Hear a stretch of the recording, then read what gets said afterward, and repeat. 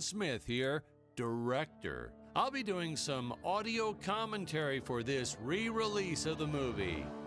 Oh, wait, not yet. Sorry, sir, this is just the DVD menu. The movie hasn't started yet.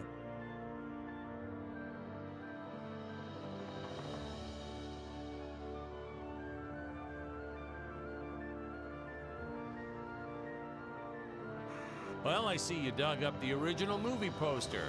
Oh boy, that takes me back. I can never figure out all these DVD options. I tell you, watching movies has become complicated. The pause button, I know that one.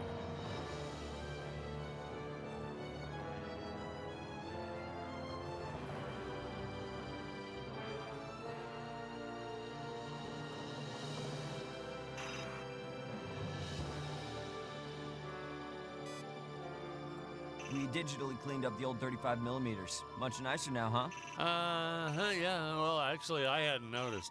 It looks all right.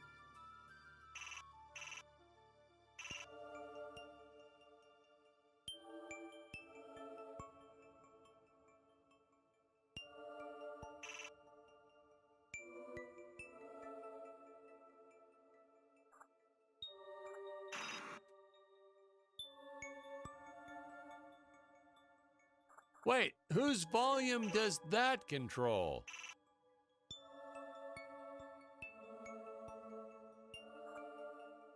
Hey, is this thing on? Can you hear me all right? Yeah, all good.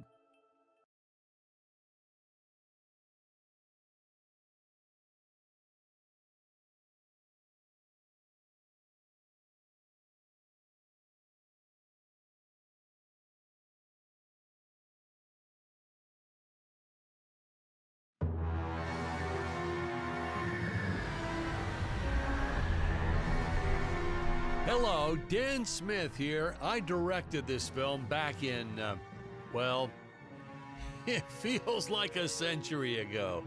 Yeah. The studio asked me to provide a commentary track for the DVD release. And wham! Straight into the action. No fluff or anything. That's what we did back then. Crash-landed ship. Out pops our hero, the fearless Dick Starspeed.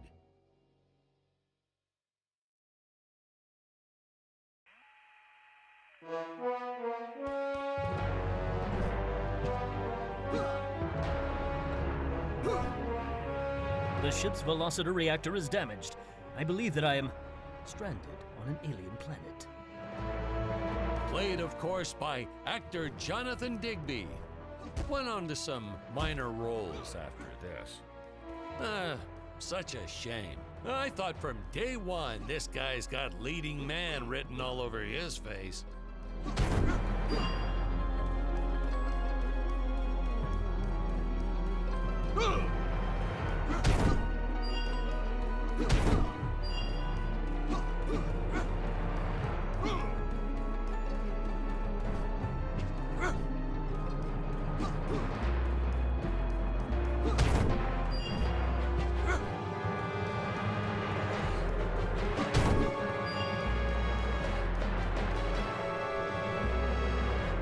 Greetings, citizens of Gravoria. I am Dick Starspeed, and I come in peace.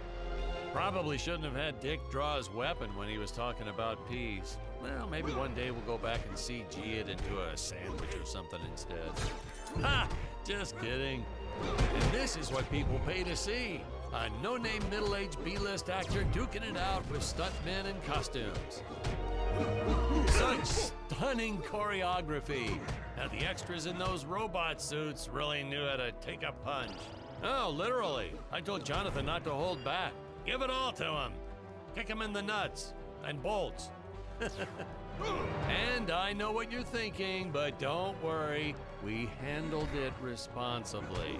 We made them all sign waivers not to sue for injury. Holy smokes!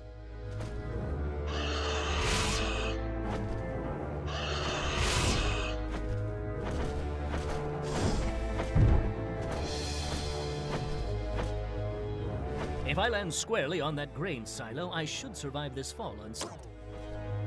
Well, I shouldn't say this now, but you could actually see the strings if you squinted hard enough. A screenwriting trick from back in the old days. You put a grain silo or some haystacks down and it solves all your gravity-related problems. It appears some of my equipment was lost when my ship was shot down. But what luck! This high-tech scanner reports that my ray gun is nearby.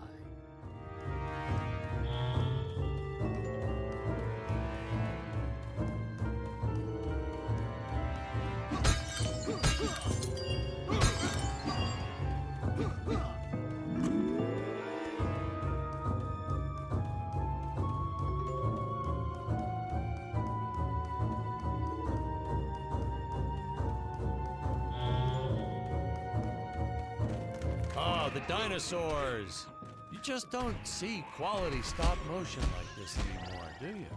Someone actually sat there and moved them, frame by frame. Today, it'd be done with computers, but where's the artistry in that?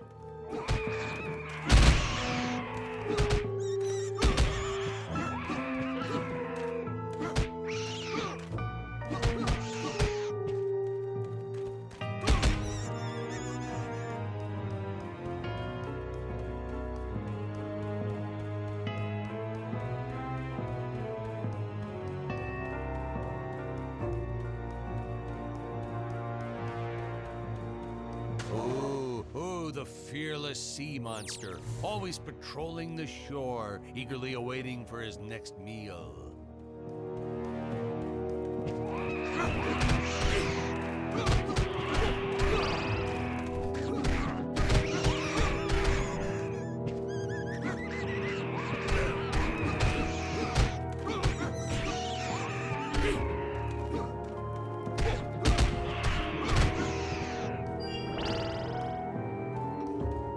Now, if the trees here look a little plastic, well, it's because they are.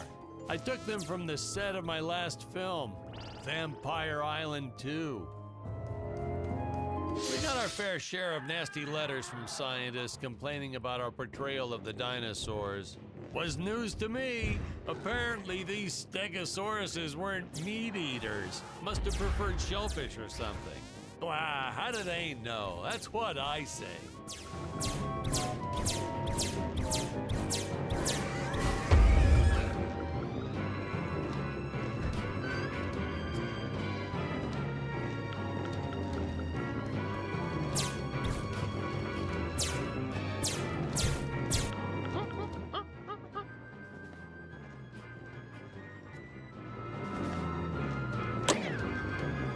As usual, the local population is defenseless. That's where our hero steps in and saves the day.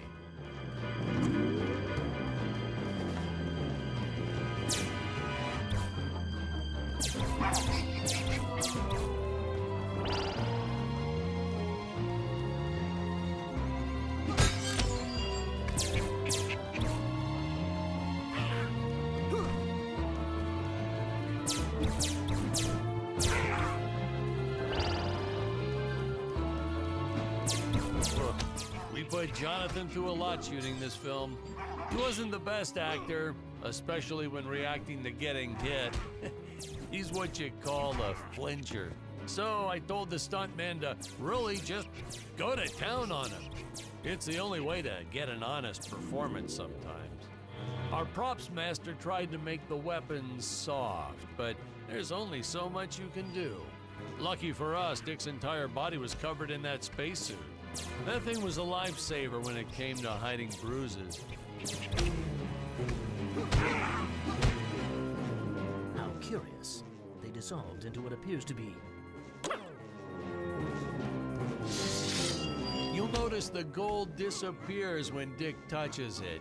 We had a deleted scene that explained he's actually teleporting it back to his ship.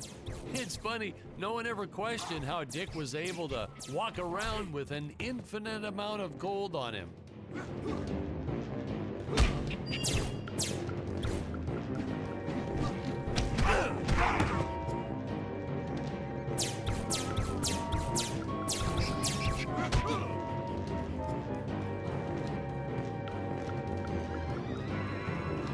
we had to redo these shots. Our first attempt was kind of a disaster. We tried using real apes, thought it'd cut down on the costume budget a bit. But have you ever tried working with apes? They are the worst actors ever. They don't sit still for a moment, and the second you take your eyes off of them, they're flinging their feces all over the place.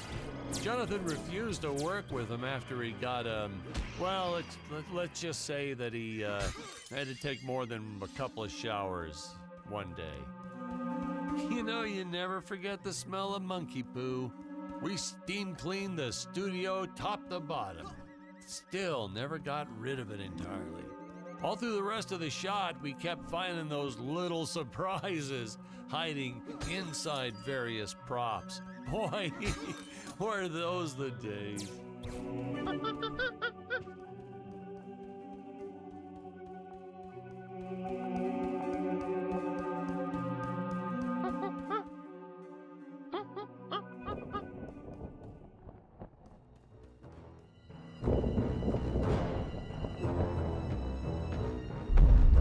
Some really top-notch stop-motion effects, huh? Unfortunately, we skimped on the Dick Starspeed puppet a little. The Earthman is not for you to eat, fiend! Oh, this was groundbreaking. We had the woman rescuing the man for once. We were really ahead of our time with this scene, but well, then again, I've always been rather progressive. The studio exec didn't seem to get why it was such a big deal, though. Sorry, we don't see this as anything unusual. Ha! Of course! It's unusual! A woman would never save the man. It just doesn't happen. Not in the movies, not in real life. I don't know why we didn't get more recognition for this scene. I guess I was just a little too ahead of my time.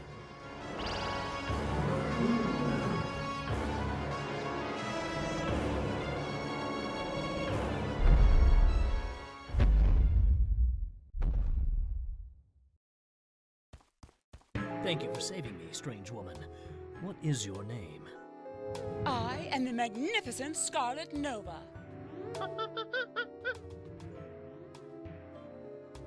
Do not question my motives. Just be happy that you are still alive.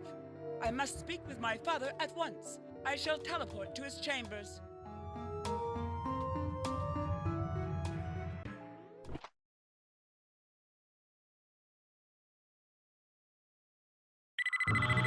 Huh?